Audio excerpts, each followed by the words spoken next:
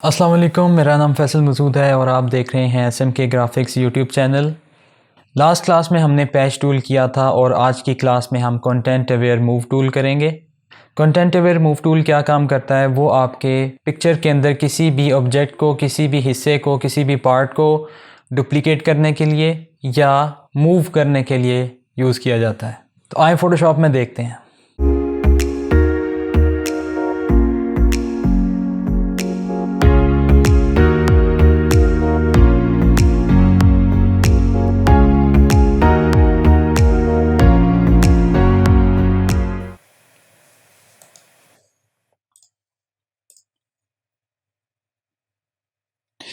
जी, हम ये देख रहे हैं कि एक पिक्चर हमने यहाँ पे ओपन कर लिया है और इस पिक्चर के अंदर हम किसी पार्ट को मूव करना चाहते हैं। जैसे फॉर एग्जांपल ये दो आदमी हैं यहाँ पे, इनको अगर हम यहाँ से मूव करना चाहते हैं, थोड़ा सा आगे मूव करना चाहते हैं, तो वो कैसे करेंगे। हमारे पास यहाँ पे स्पॉट हीलिंग ब्रश टूल के नीचे हमने पैच टूल किया था और उसके बाद नीचे आ जाता है चौथे नंबर पे कंटेंट अवेयर मूव टूल। तो कंटेंट अवेयर मूव टूल में आ जाते हैं, जिसकी शॉर्टकट की J है। कंटेंट अवेयर मूव टूल में आ गए और ये भी आपको बिल्कुल पैच टूल की तरह या लेसो टूल की तरह फ्री हैंड सिलेक्शन की ऑप्शन दे रहा है। तो मैं क्या करता हूँ, जिस पार्ट को मैं मूव करना चाहता हूँ उस पार्ट को मैं क्या करता हूँ, यहाँ से सेलेक्ट कर लेता हूँ। अच्छा, एक चीज़ मैं आपको बताना चाहता हूँ कि यहाँ पे हमने सिलेक्शन तो कर ली है और यहाँ पे जो मोड है वो हमारा यहाँ पे एक्सटेंड है। इसको हम क्या करते हैं, मूव कर लेते हैं यहाँ से। जब मूव रखेंगे तो वो क्या करेगा, इस सिलेक्शन को उठा के आगे मूव कर देगा और इस जगह को आसपास से पिक्सेल्स उठा के रिप्लेस कर देगा या फिल कर देगा और इस पार्ट को उठा के आगे मूव कर देगा और उसकी बैकग्राउंड को नीचे वाली बैकग्राउंड के साथ ब्लेंड कर देगा या मर्ज कर देगा।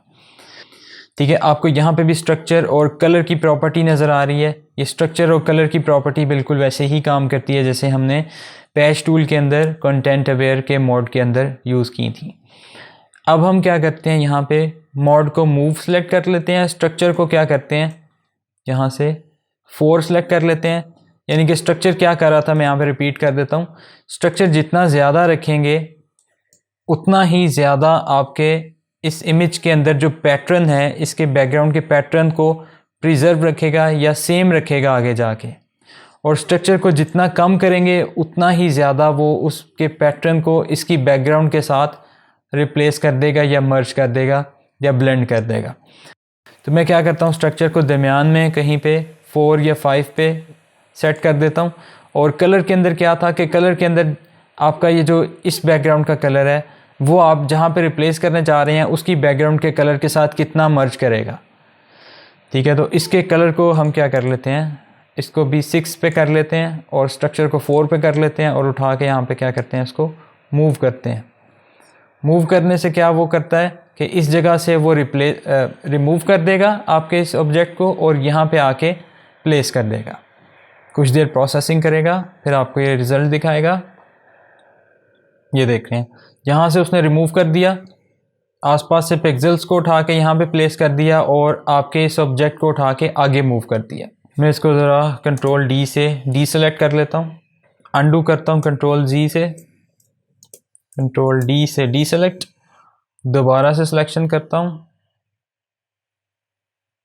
और अब की बार मैं क्या करता हूँ, यहाँ से मोड जो है वो एक्सटेंड कर लेता हूँ। जब एक्सटेंड करेंगे तो वो इसकी कॉपी लेगा, डुप्लीकेट कॉपी ले लेगा आगे।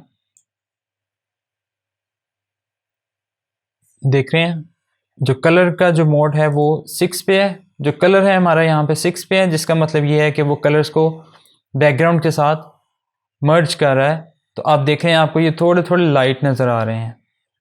ठीक है, इसको अगर हम इसकी वैल्यू को कम भी कर लेंगे तो यहाँ पे इशू नहीं होगा क्योंकि इसकी बैकग्राउंड तकरीबन एक जैसी है। तो हम क्या करते हैं, उसकी वैल्यू हमने 2 कर ली और अब हम इसको आगे जब प्लेस करते हैं तो वो कलर्स को ज़्यादा चेंज नहीं करेगा।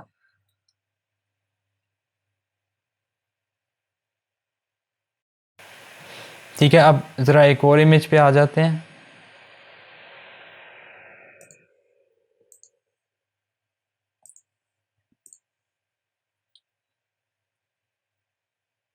अब यहाँ पे मैं आपको एक और प्रॉपर्टी समझाना चाहता हूँ, ट्रांसफॉर्म ऑन ड्रॉप। जब आप इसको चेक कर लेंगे यहाँ पे, और अब अगर आप सिलेक्शन करेंगे, मैं इसके शेडो को भी सिलेक्ट कर रहा हूँ और इसको उठा के आगे प्लेस करेंगे, तो वो क्या करेगा, एक बाउंडिंग बॉक्स देगा। अब आपको ये बाउंडिंग बॉक्स से क्या मुराद है कि आपको वो बताएगा, आपसे पूछेगा कि आप इस पार्ट का या इस सिलेक्शन का साइज़ बड़ा करना चाहते हैं या छोटा करना चाहते हैं, या इसको रोटेट करना चाहते हैं। तो मैं इसको क्या करता हूँ, थोड़ा सा छोटा कर लेता हूँ और अब मैं इसको उठा के यहाँ पे प्लेस कर देता हूँ, यहाँ से कमिट कर देता हूँ या एंटर दबा देता हूँ। तो वो क्या करेगा, आपके इन प्रॉपर्टीज़ की बेस पे इसके स्ट्रक्चर को और इसके कलर की वैल्यू को यहाँ पे सेट करेगा। ठीक है, उसने यहाँ पे प्लेस कर दिया। इसी तरह हम यहाँ पे इसको रोटेट भी कर सकते हैं। उठा के मैंने आगे प्लेस किया, थोड़ा सा रोटेट किया और थोड़ा सा मैंने इसको छोटा किया और यहाँ पे प्लेस किया।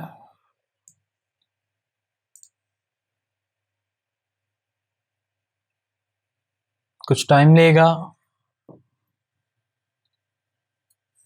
कंट्रोल डी से डी सेलेक्ट करें। देखें उसने यहाँ पे इसको लगा तो दिया है, लेकिन थोड़ा बैकग्राउंड का जो कलर है वो इसके साथ मैच नहीं कर रहा, और बैकग्राउंड का पैटर्न भी ऊपर वाले इमेज के साथ मैच नहीं कर रहा। तो अब हम क्या करते हैं, थोड़ी सी ये स्ट्रक्चर की वैल्यू को चेंज करते हैं। स्ट्रक्चर को हम क्या करते हैं, 1 कर देते हैं, और कलर को हम क्या करते हैं, मैक्सिमम कर देते हैं, यानी कि 10 कर देते हैं। मैंने अंडू किया और इसको दोबारा से उठा के यहाँ पे प्लेस करते हैं, थोड़ा सा छोटा करते हैं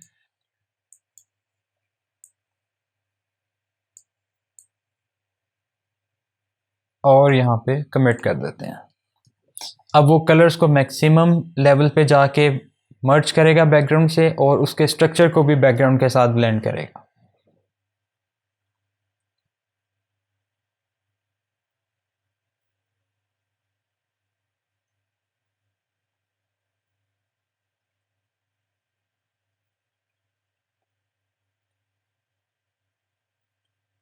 जी, आप देख रहे हैं कि आपको कुछ ऐसा रिजल्ट दिखा रहा है वो। ठीक है, बहुत ज़्यादा अच्छा रिजल्ट नहीं है, तो इसके कलर को थोड़ा सा हम कम कर लेते हैं। जो कलर की वैल्यू है इसको कहीं 6 या 7 पे एडजस्ट कर देते हैं। इसी तरह स्ट्रक्चर को भी हम क्या करते हैं, 3 पे एडजस्ट कर देते हैं, और अब इसको रिप्लेस करते हैं।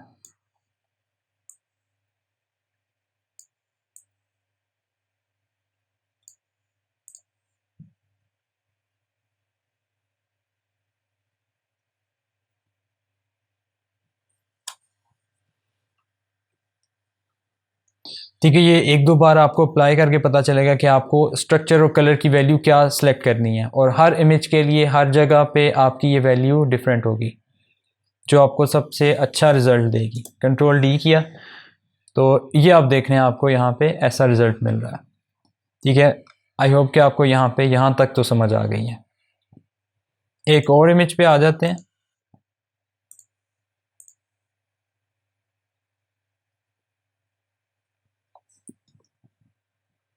यहाँ पे देखें, इस इमेज के अंदर हम क्या करना चाहते हैं, हम ये जो इसकी दाढ़ी के बाल हैं यहाँ पे ये कम है। ठीक है, तो इसको यहाँ पे हम पूरा करना चाहते हैं, ये एक जैसा करना चाहते हैं। तो वो हम क्या करेंगे, कंटेंट अवेयर मूव टूल से ही करेंगे, और कंटेंट अवेयर मूव टूल लिया और यहाँ पे आके हमने क्या किया, एक्सटेंड सेलेक्ट कर लिया। ठीक है, स्ट्रक्चर की वैल्यू 4 कर दी और कलर की वैल्यू कहीं दरमियान में हमने सेट कर दी। अब हम क्या करना चाहते हैं, इस पार्ट को हमने क्या करना है, फिल करना है आपके बालों के साथ।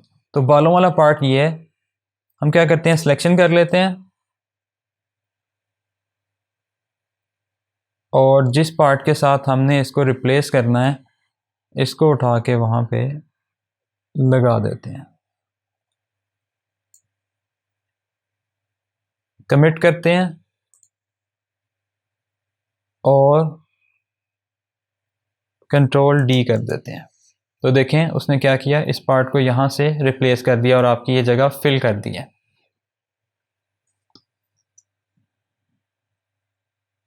इसी तरह आप स्ट्रक्चर और कलर की वैल्यू चेंज करके देख सकते हैं कि जहाँ पे आपको बेस्ट रिजल्ट मिल रहा है आप वो वाली वैल्यू यहाँ पे अप्लाई कर सकते हैं। जी, तो ये हमारी छोटी सी क्लास थी कंटेंट अवेयर मूव टूल पे।